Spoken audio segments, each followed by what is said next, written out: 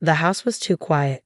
That was the first thing I noticed when I walked in that evening, my arms full of grocery bags.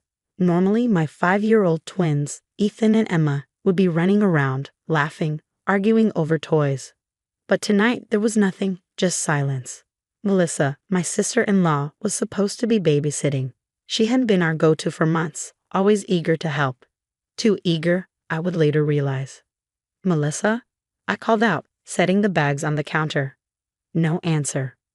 I walked through the living room, my heart starting to race. The toys were neatly arranged, too neat. Something felt wrong. The hallway to the kids' room felt longer than usual. With each step, my stomach twisted tighter. Their bedroom door was shut all the way. Melissa never did that. She always left it slightly open because they were afraid of the dark. I pushed it open. Empty. The beds were perfectly made, every toy in its place. No signs of my children. Ethan. Emma. My voice trembled. I checked the bathroom, the closet, the guest room. Nothing. No kids, no Melissa. Then my phone buzzed. A text from Melissa. "We needed some air. Be back soon." The message was 3 hours old. I called my husband Mark, who was away on business. No answer. My panic turned into something worse, a suffocating fear. I called everyone I could think of, neighbors, police, friends. 2 hours and 17 frantic calls later, another text came. "They're fine. Don't overreact." Fine. The most dangerous word I had ever read. The police said they couldn't do much. She's family, they told me. These things can be complicated. Complicated. Another meaningless word when your children are missing. Mark caught the first flight home. His mother arrived soon after, her face tight with worry, and something else I couldn't quite place. Melissa wouldn't do anything bad, she kept saying. She loves them. Love. A word that was starting to lose all meaning. 3 days passed. No real leads. Just Melissa's vague messages insisting the kids were safe. Then, a call. Emma's best friend's mother. "My daughter said something strange," she told me. A conversation overheard. A child's innocent words. "Aunt Melissa said we're going on a special adventure that Mommy and Daddy wouldn't understand." Adventure. A word that now filled me with dread. The police started digging. Credit card records, phone calls, social media. A picture began to form. Melissa hadn't just taken them on impulse. This was planned. Not for days, not for weeks. For months. What I didn't know then, what I was about to learn, was that this wasn't just a kidnapping. It was part of something much bigger. A secret I never could have imagined. And Melissa was just getting started. The investigation moved like a slow-burning fire, revealing embers of truth that threatened to consume everything. Detective Sarah Morgan sat across from me in our living room, her notepad open, eyes sharp with a mixture of professional detachment and genuine concern. "Tell me about Melissa," she said, "from the beginning." I took a deep breath. Melissa wasn't just my sister-in-law. She was Mark's younger sister, 10 years his junior, always desperate to prove herself. A woman who had never quite found her place in the world. She moved back to town 2 years ago, I began. Jobless, recently divorced. My husband felt obligated to help her. She practically begged to babysit the twins. At first, Melissa seemed perfect. Always available, never complained. Brought homemade cookies, sent cute photos of the kids during her babysitting shifts. How often did she babysit? Detective Morgan asked. At least twice a week, sometimes more. Mark thought it was helping her feel useful. The detective's pen moved silently across the page. Mark's mother called again. Her voice trembled.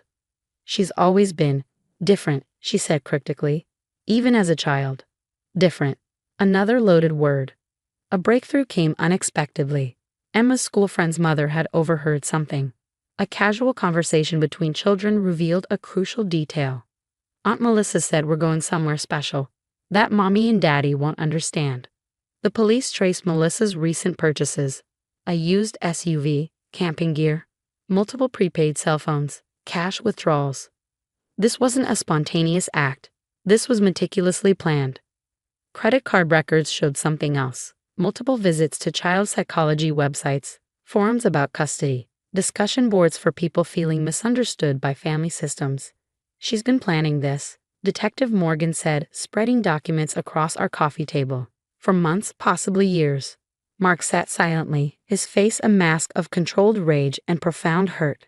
His sister, his own blood. Another call came from a campground owner in a remote mountain region. A woman with 2 children checked in last week, he said. Paid cash, used a fake name. The description matched Melissa perfectly. But why? What could possibly motivate a sister to take her own niece and nephew? As night fell, the house felt like a tomb. Silent. Waiting. Mark's mother arrived, her usual composure shattered. There's something you need to know, she said, her voice barely a whisper. She revealed a family secret buried for decades, a story of childhood trauma, of a sister who was always different. Melissa had been diagnosed with a complex psychological condition as a teenager, attachment disorder, a profound inability to understand normal family dynamics. She always wanted children, Mark's mother said, but could never have her own. The pieces started forming a terrifying picture. Melissa didn't just take the children. In her mind, she believed she was saving them, rescuing them from a life she deemed inadequate. A psychological evaluation from her past surfaced. Recommendations for long-term therapy, warnings about her potential behavior, warnings everyone had ignored. Detective Morgan outlined the next steps, a multi-state search, national alerts, every resource mobilized. We'll find them, she promised. But her eyes told a different story. The uncertainty, the fear. As midnight approached, my phone buzzed. A text from an unknown number. They're safe. Better than ever. You'll understand soon.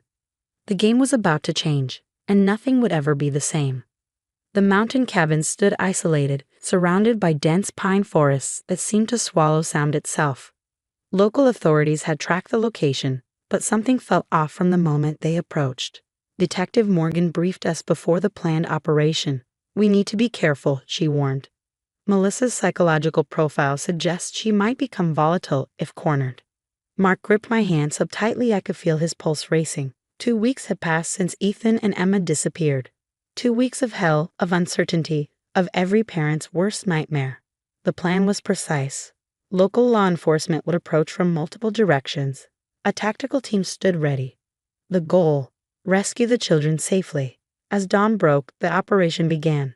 Aerial surveillance showed movement inside the cabin, 2 small figures, an adult. The thermal imaging was clear enough to confirm the children were alive. We're going in, the lead officer radioed. What happened next would become a story whispered in local law enforcement circles for years to come. The cabin wasn't just a hiding place. It was a carefully constructed world. When they breached the door, they found something unexpected. The children were not just safe, they were thriving. Melissa had created an elaborate homeschooling environment. Educational materials lined the walls. The twins' beds were meticulously made, nutritious meals prepared, their clothing clean and organized. But it was their reaction that shocked everyone. Ethan and Emma didn't cry, didn't show fear. Instead, they looked confused by the commotion. Are we going home? Emma asked, her voice calm, too calm. Psychological evaluations would later reveal the depth of Melissa's manipulation. She hadn't just taken the children. She'd systematically worked to make them believe their parents didn't want them. Hours of interrogation followed. Melissa remained eerily composed.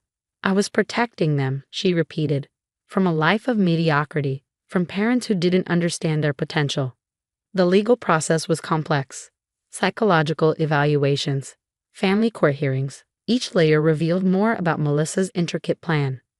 She had documentation, fabricated evidence suggesting we were unfit parents, carefully crafted narratives designed to justify her actions.